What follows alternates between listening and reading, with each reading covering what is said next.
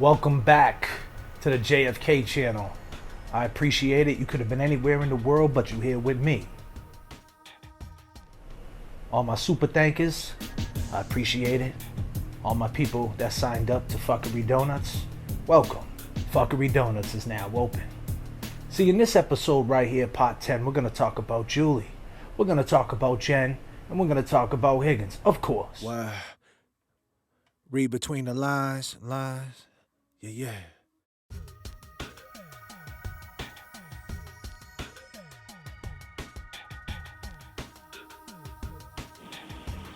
Tell them the guy never went in the house. Does he have a name? That would be John O'Keefe. You know, people ask me all the time, JFK, how do you memorize all your music? And it's not an easy thing to do. It takes a lot of repetition, mental stability. You got to stay laser focused. I've been doing it a long time. I did a lot of amazing things. And when I seen Julie talk about the Dunkin' Donuts story, it kind of makes me think, was that the original story before Karen entered that window of opportunity? Because, you know, when Higgins went to the police station and he got out of there, he went there to check things out, and he knew they had a window to make this the way they wanted to make it, to frame it up the way they want to frame it up. And maybe Julie, since Colin was her son, and Clean Chris A got his hands all in this, maybe she was the one that was going to show up that morning to bring the donuts, because she went home with the headache, right? Yeah, she didn't get to say hi to Brian A or join the party. So she woke up real early because she had a good slumber, and she showed up to bring the donuts. And whoa, John O'Keefe's body was on the ground. Is that the way this was going to play out? Because I got to ask you something, Julie. When you left your house that morning, it was a blizzard. Snow everywhere. Was people out there shoveling? Did anybody see you shoveling, Julie?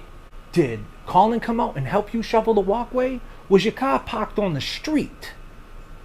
Did the plow trucks snow it in? Or maybe you was out all night. Your car was warmed up. You didn't have to worry about doing that. All you had to do, go get the donuts at 5 a.m. when Dunkin' Donuts open. Isn't that right, Julie? Yeah, that's what I think. Read between the lines. Your original story, Julie, was at 4:55 a.m. That's when you found out about John. Then you had to take that back because John wasn't discovered yet, was he? But at 8 a.m. is when you found out, right? But you didn't mean to. You were just dropping off the donuts in a blizzard, right? Yeah. Snow all over the car, but you got the door open. Snow all over the driveway. You managed to shovel your car out. I mean, just to bring these 6 donuts. And then there's Brian A in the doorway. Hey, Julie, come on, I got to talk to you about something. You had no idea, right? Does that make any sense? And it's funny, Chris A., you said that when John walked in. Came towards our table. I think John came over to my wife and said hello to her first. You know who John O walked up to. He walked up to Higgins, gave him a hug. He checked the temperature of the room. That's what you do. You confront your enemies. He's no fool. Wow. Read between the lines. But conveniently, you said that he walked up to your wife. And then you said that he texted you. And he asked I said Brian, and he said, your brother Brian? He asked you which Brian was there. Why was he asking that? Did he want to talk to Brian Higgins? Did he know the situation that Karen was going through? Call 911, officer down, don't make a sound. There's an officer in the house. You know, I've been at house parties in my younger days. Just with my girl. Just me, my girl, and her friend. And that's when the hate comes in. Oh, they hate it when you're with your girl. That's when they test you. That's when cowards will test you. And let me tell you something, I felt a certain way. Because you're there with the girl and a friend. You're looking good. You're shining. 3 a.m. you're fighting 5 dudes with baseball bats. They want to kill you. For what reason? Hate. Because hate is mistaken admiration. And Higgins, you admired John O'Keefe, didn't you, Higgins? Brian A., Jen McCabe. Because you guys ain't good people.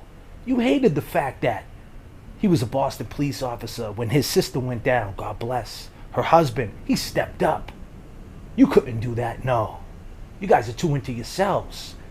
Chris and Julie Albert. Have you spoken to them about these events between then and now? About this case? We spoke about how we were all at the bar and Karen and John came in. Yeah, that night at the bar, everything was okay. But it wasn't. Every time they got on the stand, right, they talked about the night.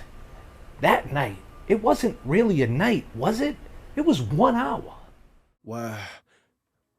Read between the lines. Yeah. Jen McCabe, when they asked you, did you talk to Chris Albert, you made that face.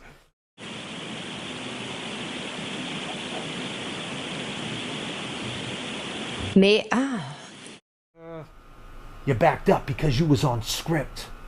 Certain words keep you on script. You can't get off it, because if you do, you're done. And Jen, you didn't see your dog, no. Why would you? You know you would have remembered that. The dog could have been there. Come on. Nobody believes you. And Chris A. and Julie, you guys are up all night. What was going on? After John was laid out, what were you guys doing? Nicole says, I was up cleaning my house. Very telling. Like I said, it's like a script. You gotta stick to it. The donuts, you gotta stick to it. Certain things you gotta stick to. I have a question, Jen McCabe. What do you think about me when you see me? What would you say? Oh, he raps. He wears a hat. Look at him, the way he talks. Am I the W word? You know that W word you people in Canton use with guys like me from the city? Yeah, the W word. It's real close to the N word. See, that's what's really in the underbelly of all this. The corruption of Massachusetts, and that's what I represent. You know, people like you, Jen, I see all the time. They can't control their dialogue. They're in my comments. They say nasty things. He thinks he's this. He thinks he's that. No, I don't think I'm anything. I think I'm me. I'm comfortable with that. I know what it is. I've been there and I've done that. Where's your channel? Show your face. I see Winnie the Pooh has your profile picture with fake emails. Who are you? Identify yourself. But you know, it's funny. People can't even control their dialogue. And just to give you a brief idea, that's what Massachusetts is. It's a one-up game. You got 50,000 in the bank. Joey over there got 100,000. Everybody wants to outdo everybody. Everybody's better than everybody in all these little towns. I'm better than you. Spoiled. And that's what Jen is. She wants to be the basketball moms, the righteous person, but she's not. And you know, she blames this on Karen. That's why the hatred is there.